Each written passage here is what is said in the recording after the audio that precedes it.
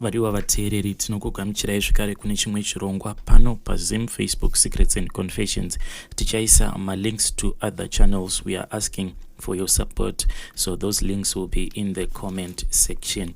Regai tibva tapinda mumaconfessions edu emuzuva ranhasi. Hanzi makadii zvenyu Mukoma nashi? Inini ndiri murume ane makore 39 ekuberekwa.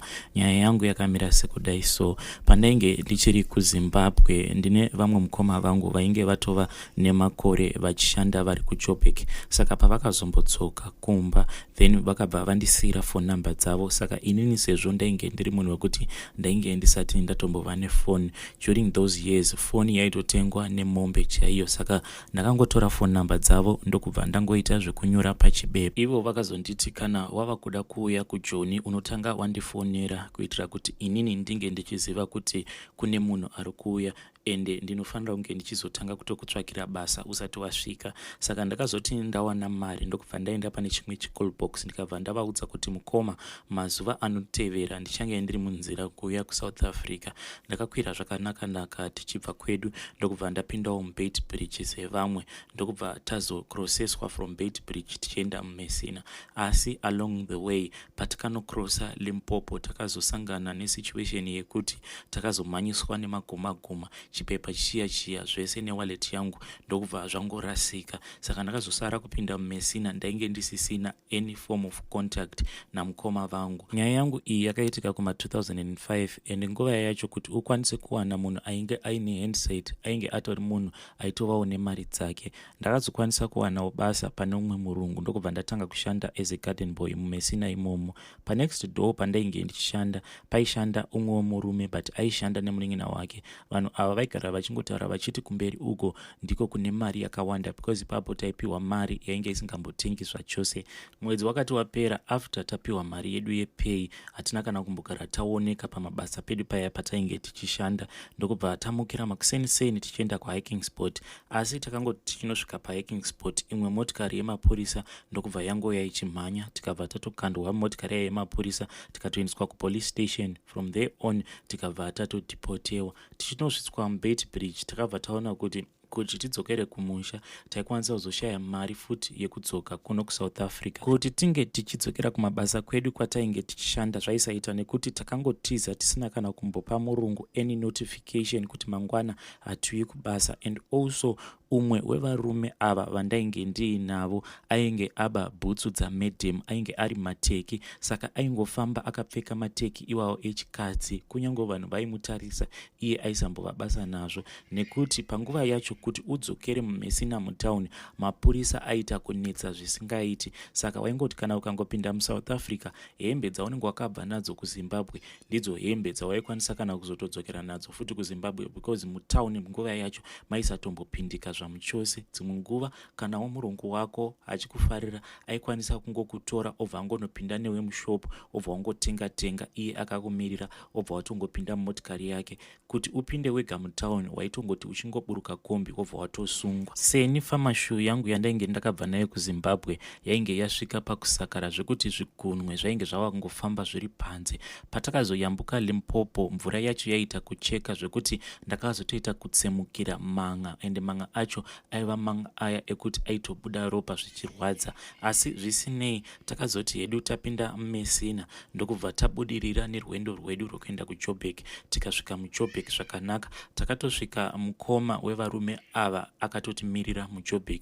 Akati atigamuchira kudaro ndokubva aenda nesu kwacho kwaainge achigara but tichisvika kuya iye aingogarawo mumukuku nemudzimai wake but ainge atoorganiza kuti tinge tichizowanawo pekugara but taingogara tiri 3 kudaro. Mangwana acho makuseni takabva tatomukira achiti ari kuda kuenda kunotitsvakira basa kumurungu wake. Tikabva tasvika kuya tikabva tatoita laki ndokubva tawana basa. Tainge tichishanda tichiita basa rekugadzira maroads. Takati tawana basa riya Mukoma ndakafara zvisingaiti zvekuti ndakabva ndatonyora tsamba kumusha because ndainge ndisina kana phone number yekuti ndaikwanisa kuzotaura nevanhu vainge vari kumusha. Asi tsamba iya yakabva yanonoka kusvika because tsamba iyi payakazosvika inini ndainge ndatosungwa dzakaitwa kudhara. Tsamba idzodzo pandakazodzokera kuZimbabwe ndakazotosvika dziriko. Murume uyu iye handina kugara ndamboziva kuti yainge itori mbavha, saka ainge achishandidzana neumwe murungu. Iye nemurungu uyu mukushandidzana kwavo vainge vatori neumwe mupurisa mukati, saka zvavaiita ndezvekuti vaiti kana vakawana mukana wekubira kana varungu zvingava zviri zvipfuwo kana kutoti motikari chaidzo, then motikari dziya dzaibva dzaenda dzonokroseswa kuMozambique. Pese apa ini ndainge ndisingatombozivi kuti uyu murume uyu ainge atigamuchira muJoburg ndiro rainge riri basa rake, but vanin'ina vake ava vandainge ndakabva navo kubva kuMessina vainge vachitoziva kuti awa ndiwo ainge ari mabasa amukoma wavo, but vainge vasina kana kumbondibudira pachena. Ndaingofungidzira kuti tinongoshanda tose iro basa racho rekuti tinoenda tichinobatsirawo vanenge vachigadzira road tichingopiwa mari dzedu, but ndaiona kuti ivo vanhu ava kudhivhelopa kwavo kwainge kwakati kasikei kudarika inini, because pandakangosvika ikoko vanhu vekutoti vakatotanga kutenga mazispika ende vainge vachitopfekawo hembe dzainge dzakati nakei kundidarika inini. Kuti ndikwanise kubhalansisa zvinhu zvose izvozvo zvainge zvichinditorera time, nekuti mari yacho yatainge tichipiwa yainge iri mari shoma. Saka vanhu ava vaiti dzimwe nguva vaikwanisa kubuda usiku vari 3, vakati varume vaya vandainge ndabva navo kuMessina namukoma wavo wekuJoburg kubva vabuda kana zveusiku hwose, but vaizodzoka makuseni vachirakidza kuti kwacho kwavabva its either vainge vapinda musango rainge rine dova. Mukoma wacho ndiye umwe wevamwe vakatotanga nekukonektera vanhu iya inonzi izinyoka, zvekuti vanoenda kunzvimbo yekuti kunenge kusati kwava nemagetsi, then vobva vakonektera vanhu magetsi zvinenge zvisiri pamutemo. Dzimwe nguva aikwanisa kutonditora ari maweekend obva ati handei ndinozokutengera drink. Ininiwo semunhu wekuti ndainge ndakangokurirawo kumusha ndaisatomboziva kuti zvinhu izvi zvaisabvumidzwa kuti munhu anoenda papoo remagetsi obva atotanga kudhonza magetsi achitotanga kukonektera vanhu. Ini ndaingofungidzira kuti sezvo murume uyu ane ruzivo ende iye aiti akatomboshanda kukambani yeZesa, saka ndaingofungidzira kuti zvaitotendedzwa zvacho zvainge achiita, but patakazosungwa ndipo pandakazoziva kuti zvinhu zvese izvi zvavaita ndio iya inonzi izinyoka. Mukomanashi ndinofungidzira kuti ndakasevha mari kuda kwechipo che7 months. Pa7 months ipapo ndainge ndichingodya sadza nesupu kana kuti sadza nemazai. Ndaingoenda ndonotenga mazai angu 2 ndobva ndazvibikira sadza rangu. Varume ava vandainge ndichishaya navo mukuku vakapedzisira vava kutozvibikira vega, because vainge vachiona kuti bhajeti dzacho dzandainge ndichiita dzainge dzakanyanyisa. Dzimwe nguva ndaikwanisa kungobuda ndobva ndangononongerera madomasi neonyeni dzangu ndobva ndadzoka ndotozvibikira sadza rangu, because ndainge ndine tarisiro yekuti sezvo ndainge ndichiunganidza equipment ndaida kuti ndizodzokera kuZimbabwe ndonovhura bhawa rangu. Ndainge ndatotenga mazispika mahombe nezvimwe zvinhu zvandaitarisira kuti ndizvo zvandichange ndichinoshandisa pandinozovhura bhawa rangu kuZimbabwe.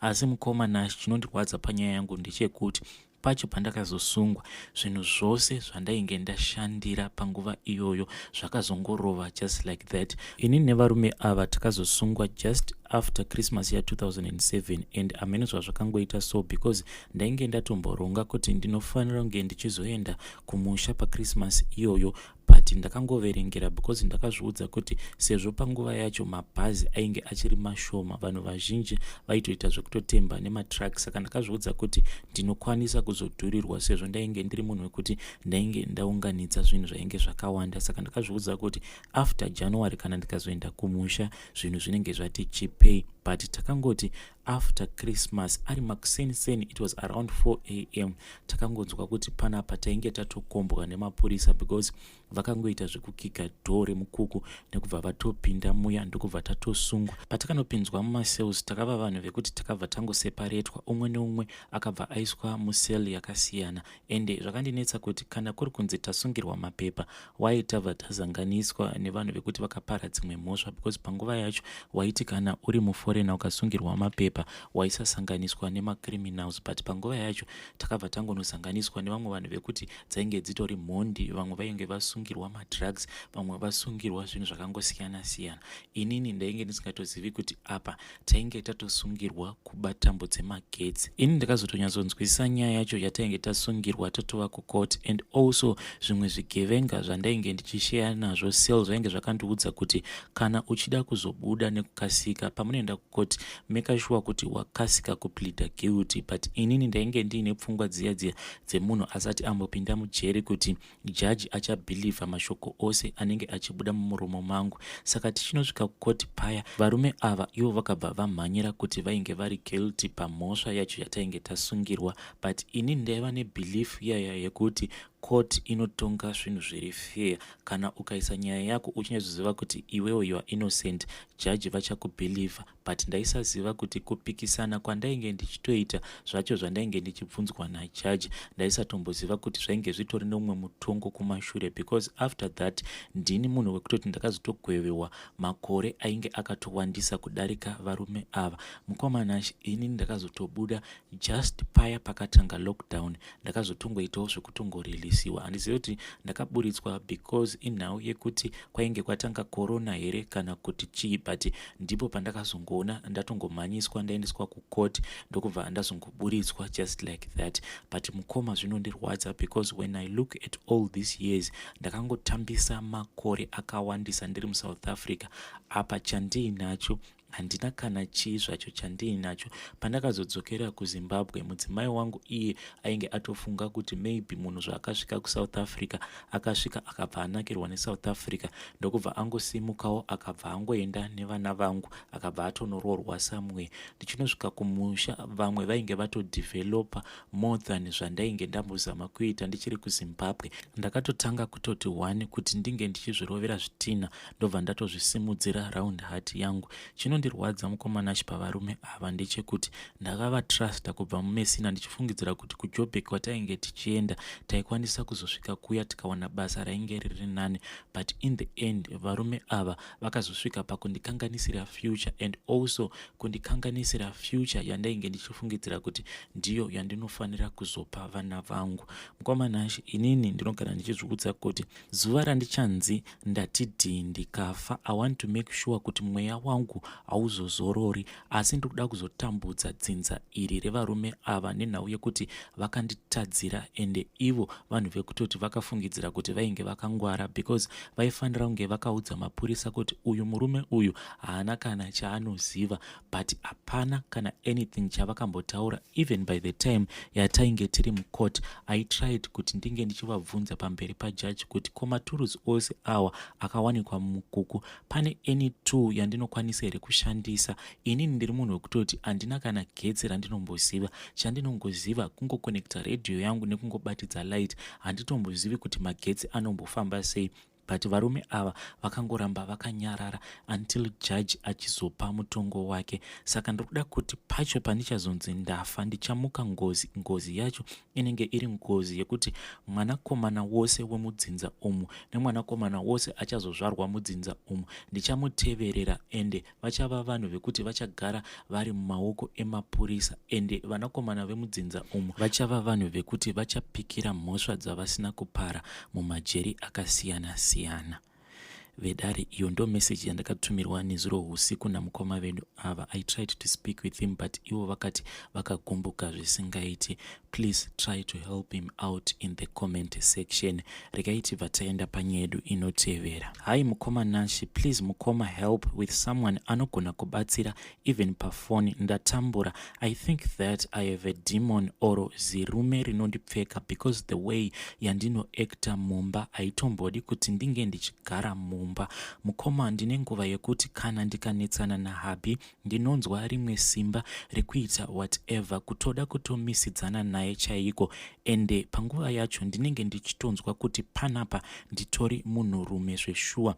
But after a while maybe zimweya riya rinenge raenda ndinobva ndatanga kutozvibvunza kuti ko ndanga ndichiita sei, asi ndinenge ndatoporonga kare. Even sometimes ndinotoita chinhu ndichitoda kutotanga noise. Zvino now happy is about to give up Mukoma, and inini I love my marriage. I know kuti there is something behind it. Help Mukoma nenhamba dzemubatsiri please, ndambozama kufamba asi iyi hapana. Sometimes ndinotomboenda happy asingazivi, asi hapana help Mukoma. I have a lot Mukoma zviri kundinetsa, mweya uri pandiri ndoda kutoti ubude before it is too late Mukoma. Ndatambura hangu inini Mukoma, handizivi kuti ndodii kuti ndimuudze kuti izvi ndizvo zvinomboitika. I can't Mukoma, but zvinhu izvi ndizvo zviri kutoitika. And another thing ndezvekuti kana ndikaenda kumasowe ndinobva ndatanga kunzwa hana yangu ichirova zvakanyanyisa ende ndinenge ndichifufutirwa,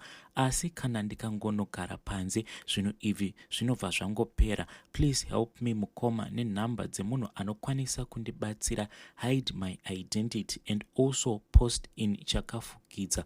Now ndiri kutoda kutonorara mudining nenyadzi, tabva kutonetsana and even sorry aibudi Mukoma, ndinotonyara because it was too much. Zvinhu zvacho zvakatondimomotera.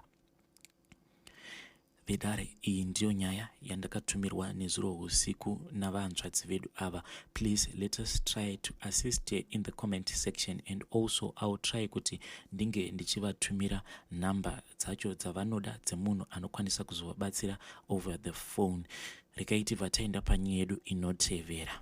Hanzi makadi zvenyu Mukoma nashi, inini ndiri kuda kureurura kuti I am suspecting kuti mwana wamukoma wangu wenumber 2 anokwanisa ari mwana wangu, because pose patinomboita sekunge ndinoda kungotaura nezvake kana kuri kunzi ndinenge ndichingotaura namaiguru vangu, ivo it's either vanobva vandikata-kata kana kuti vanobva vatondipindura rough. There's this other day pandakamboti Gulesi chingondiudza ichokwadi kuti uyu mwana uyu wenumber 2 mwana wamukoma here kana kuti mwana uyu mwana wekuti takaita tose, ivo vakabva vatondibloka. And izvi zviri kukonzeresa kuti ndive nemore suspicion kuti mwana uyu kana maiguru vasingade kuti tinge tichitaura pamusoro pake, there might be a possibility kuti mwana iyi ndewedu tese. Saka ndiri kumirawo kubvunza kubva kune vedare kuti is there a way yekuti ndikwanise kuita a secret DNA pamwana uyu, because kumashure uku ndaimbofungidzira kuti ndichange ndichimutora mwana uyu ndobva ndapinda naye mutown, ndobva ndangoenda naye kuma-DNA. But kubva zvandakangopindwa nemweya iwowo, amaiguru vakaita sekunge vainge vanyumwa, because mwana uyu vakabva vatongomubvisa kuZimbabwe vakabva vatanga kugara naye kuno. Ende pose pandinongoshanya kumba kwaMukoma kana kuri kunzi ini ndikati kumwana ndikuda kumbobuda newe, it's either vanobva vatopa mwana iye rimwe basa zviya zvekutokurakidza kuti handisi kuda kuti uende anywhere nemwana wangu, kana kuti vanobva vangoti handei tose bamunini neniwo pane zvandanga ndichitodawo kutown kana kuti kumashops. Ini ndaifungidzira kuti mwana uyu kana kuri kunzi ndikapinda naye mutown ndotsvaka anything chekuti ndinozotora kubva paari ndozochishandisa as a DNA, asi ndiri kutonyimwa mukana because ivo Gulesi kana ndiripo panenge paine mwana ndipo pavanenge vari. Saka I don't know kuti muri yeZimbabwe mungandibatsirawo nemazano kuti ndozvifambisa sei, because I was hoping kuti ndiite ma-DNA in secret, because zvakaitika ndezvekuti ini namaiguru takamboita time, and patime iyoyo we were having a sexual relationship zvekutoti takatombopodza tabatwa naMukoma. Ivo amaiguru vakanditanga kubva ndichiri ne20 years kusvika ndazotoroora. Nhasi ndatova nemhuri yangu, but now iri kungoita kuti tisaramba tichingosangana pabonde. It is because ivo vakandiudza kuti wakandibohwa nekundibvunza kwawakandiita mwana uyu, but kukuda ndaitokuda zvekudaro. That is the only reason why tava kusasangana pabonde. But ndezviya zvekuti kana tiri pafamily gathering ini namaiguru tinotomboita nguva yekuti tinotarisana zviya zvekutoti iwewo ndinokuda, iye munhu waunenge wakatarisa iye achikuudzawo nemaziso ake kuti neniwo ndinokuda.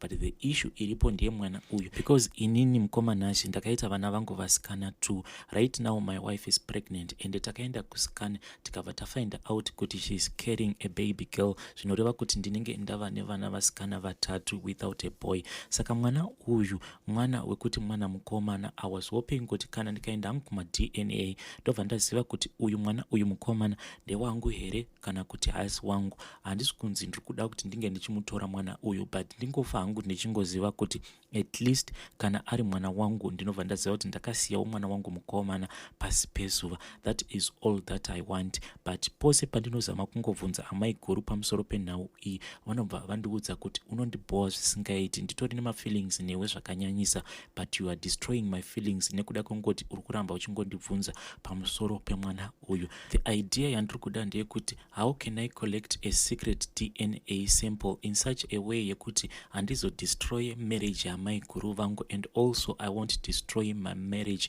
in the same process, because kubva day ratakatanga kusangana pabonde takavimbisana kuti kunyange tikazobanana zvinonakidza sei, we are not going to destroy each other's marriages. Right now ivo amai guru vava kundibvunza kuti kopaya patakavimbisa, now why are you trying to destroy my marriage, nekuda kungobvunzisisa pamusoro pemwana uyu. Inini hangu handisi kuti ndikuda kudestroya marriage yavo, because kana ndikadestroya marriage yamai guru neniwo ndinenge ndatodestroya ukama huripo pakati pangu namukoma vangu, and also marriage yangu inenge yatoputsika. Chandiri kungodawo ihelp yekuti ndokolekta sei masamples awa, because ivo amai guru vari kundinyima mukana wekuti ndinge ndichikwanisa kuba masamples iwawo pamwana uyu. Mukoma vakabva vatumira imwe message vakati, ivo I know kuti kune vamwe vanhu vachandijaja, but ndoda ngovaudza in advance kuti zvinhu izvi zvinowanikwa mukurarama. There is no one anozvarwa achiplana iye kuti ange achizosangana nemudzimai wemukoma wake pabonde, but things do happen, zvinhu zvatinenge tisina kana kumboronga. Vedare iyo ndo message yandakatumirwa namukoma vedu ava. Please tongai tinzwe, let us talk about it in the comment section. We are going to put a link iri, it is the latest episode yakarekodwa na Auntie Mamoyo's confession. Just go over and show her some support. Kune avo vari kuda kunge vachizomigrate vachienda kuChina. If you have any questions, there is a young lady ari kuChina ikoko. Let us support one of our own. She has her own YouTube channel. I'll also put a link in the comment section. Please let us support her. I'll be back with another episode.